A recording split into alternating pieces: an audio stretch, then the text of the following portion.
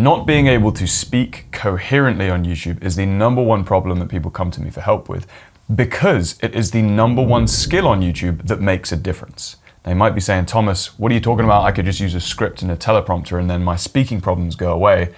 Yeah, that's true. It's true.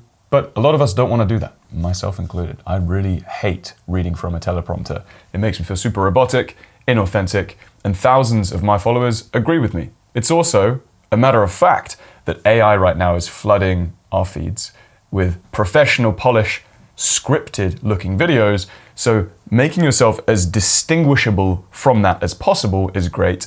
And YouTube is trending right now with raw, authentic and natural content.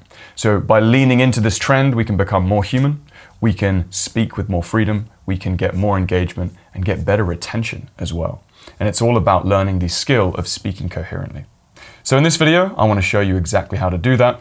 And not only just do that for yourself to speak better and feel better whilst making content, but also make videos that get hundreds of thousands of views on YouTube, like these ones I'm putting on screen. They all follow the exact method that I'm about to show you. So let's crack into it. The first thing you're going to want to do is ditch the script and make a plan. And the perfect plan isn't a very complicated plan. In fact, it should look something like this. A 3-year-old could make it. That's the idea.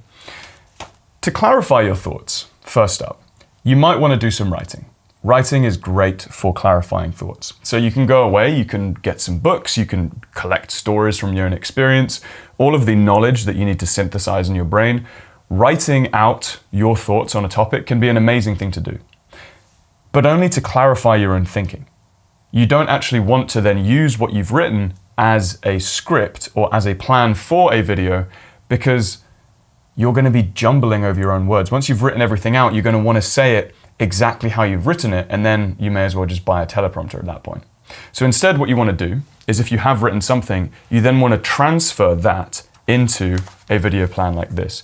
And you want to have only 1 or 2 words written for each point, and 1 or 2 words written for each sub-bullet point, which is going to trigger your memory to then know that, all right, I'm going to talk about that exact thing right now. Now, one of you guys asked me the question very recently, how do I keep myself reined in whilst speaking through bullet points? And this is exactly how you do that. Most people, when they go unscripted, they think, right, I'm going to just like jot out 3 points. I'm going to have like 3 main tips or steps in this video. I'm going to jot out those points, and then I'm just going to speak off the cuff around those things. And then they go down 1,000 rabbit holes, and the whole thing starts taking a lot longer than they thought, and the video is not very engaging. This is where these 3 sub-bullet points comes in. And under each sub-bullet point, you're going to want to write something very specific. Underneath the first bullet point, we're going to write pull, and then a couple of words. So like this, pull. Under the next one, we're going to write paint, and then a couple of other words that I'll fill in just a second. And then under the third one, we're going to write point.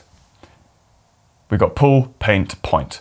Now, what each of these things refer to is a specific psychological storytelling or communication device that we are using within our points that are going to hook our viewers and allow all of our videos to make people understand things in a way that they haven't heard before, make your information feel new, compelling, and engaging.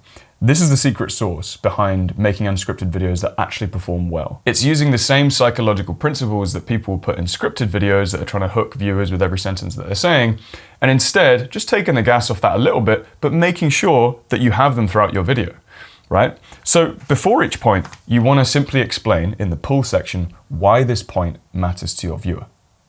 And so you'd put a couple of views. Let's say this point was about building muscle in the gym, and we're going to call this point overload, right? You can see that. That's all I'm literally going to write for this point.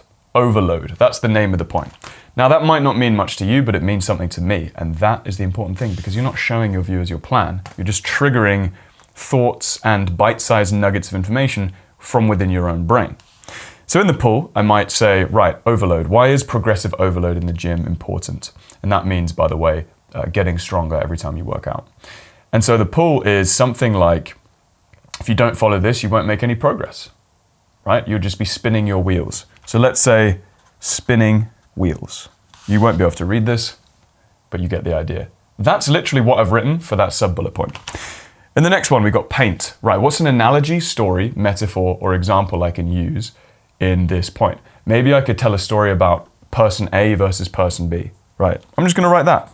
A versus B. So I could say something like, oh, Brian goes to the gym and he works out and he chases a pump. He feels good, he likes to get that feeling of blood in his muscles, and he does that for a year. He doesn't make too much progress. Versus Jason, who goes in and tracks his lifts and adds a tiny little plate to each lift every time that he works out.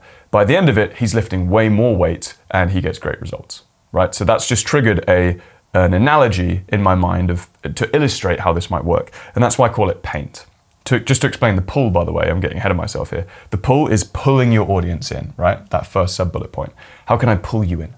The second one is paint, because you're illustrating, you're splashing paint on the canvas with a story, analogy, or metaphor. And then the point. So what is the actual point? Well, the actual point here is going to be something along the lines of progressive overload, right? So, and notice that in the pull and the paint, I haven't actually yet explained what I'm talking about.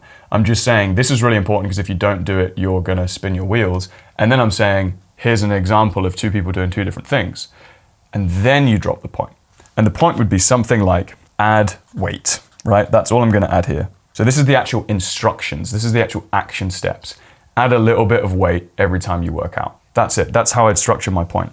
And so this, using this structure and this formula, is exactly how I can speak off the cuff, sometimes just in one take with no edits, sometimes with just a few cuts throughout my video, and sometimes more cuts, and it doesn't matter. I'm still speaking off the cuff. I'm just starting and stopping fairly regularly. This is how I do that and make videos that get hundreds of thousands of views, because I use this formula. It keeps everything feeling new and engaging for the audience. It boosts retention because people want to watch till the end. And it makes it easy for me to remember. The most important thing, I'm not following a script and trying to look at something I've already pre-written out and then say it in my own words again. I'm just using little points here to trigger my memory. As each of these one or two words just triggers something in my brain where I know, cool, now I'm going to talk about spinning wheels. Cool, now I'm going to talk about A versus B. Cool, now I'm going to talk about adding weight in the actual action step. If you have 3 points in your video, just copy that structure for each one of your points, and that's how you stay on track when you speak. Okay, that's all great, but we have a problem now, which is, all right, Thomas, this structure sounds great. I've got my one-page plan. This is all good in theory, but I still can't really say these points coherently. My sentences are full of filler words. I feel a bit unconfident. I don't know how to just keep my train of thought whilst looking at the camera.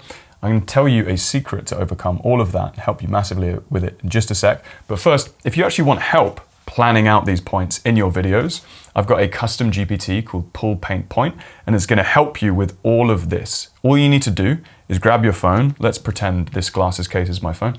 And you just press the button which says dictate into ChatGPT, into this custom GPT, and you say, right, I've got this point idea about this. I kind of think I want to talk about this, and this is kind of like an example idea I had. Be super lazy, take like a couple of minutes, give it a lot of detail, but be lazy with it, don't structure it. Press enter, and the GPT will spit you out a pull paint point structure that will light your brain on fire, and you'll be like, you select from a few different options and it will just craft your point for you. The key here to using this custom GPT is give it a lot of information. The more information you give your AI helper, the more it's going to help you craft your own voice and retain your tone of voice and your image and your sound, rather than starting to sound like something that you wouldn't actually say. Okay, cool. So how do we actually solve this coherence problem? Well, what we want to do is point practice reps. And what that means is for every point, let's say point 1, what you're going to do is set a 2-minute timer on your phone and record yourself. This is before you record your actual YouTube video, and do a practice rep. So this is going to look like setting up your phone beside you, press on record, and you have your points in front of you. And all you're going to do is memorize the order of the points. See if you can memorize this with me. This is what you're going to be doing. Pull, spinning your wheels. Paint, A versus B. Pull, progressive overload. And then you're going to talk for 2 minutes. And I'm not very fresh on this, so I'm going to be practicing as well. So let's pretend you're the phone.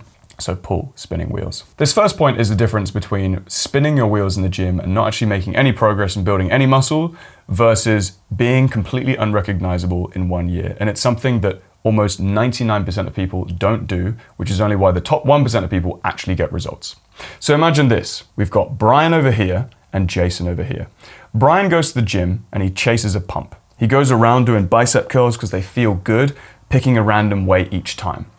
He also does some overhead press because it feels good in his shoulders. And he just sort of swings the weights around and just starts like chasing a pump. And in the mirror, he looks great because he's got that little pump. But over a year, he takes an after photo of himself compared to the before, and he doesn't look any different. Jason, on the other hand, goes to the gym and he writes down every single weight that he's lifted for the amount of reps that he's lifted that as well. The first set, he does 8 reps with 30 kilograms on bench press. Yeah, not very strong starting out. Then the next week he comes back and he realizes he can do 9 and he writes that down. Then the next week he thinks, right, I'm gonna go to 35 kilos. He goes back to 7 reps, but he's writing down every time. By the end of the year, he's now benching 80 kilograms rather than 30 and his body looks completely unrecognizable. Now I've lost my train of thought, which is fine because it's a practice rep. So what did Jason do that Rob didn't? Well, Jason used a concept called progressive overload, meaning that every single day he tracked his weight and he got stronger every single time. You see, adding strength is the #1 predictor of actually transforming your body. If you get stronger, it's almost impossible for your body not to start looking different. So when you go to the gym, make sure that you write down your lifts. Cool, stop recording the phone. That was a practice point rep. I got 1 rep in. I'm not talking about fitness anymore. I got 1 rep in of practicing that point. Great, I'm already ahead of most people. Most people never practice their points. They just press record and start rambling. What if I did that 2 more times? It's not that much effort and it literally takes 1 or 2 minutes every time you do it. But if I did that 2 more times, you'd bet by the time I actually recorded that YouTube video, I'd be speaking pretty damn coherently. This concept of speaking reps is built into the 30-day Talking to Camera challenge. We've got thousands of members on the inside practicing their speaking every single day, transforming themselves from feeling awkward to speaking confidently on camera. If you want to join us, the link is in the description below. And if you want to eliminate and filler words forever from your videos, check out this video next.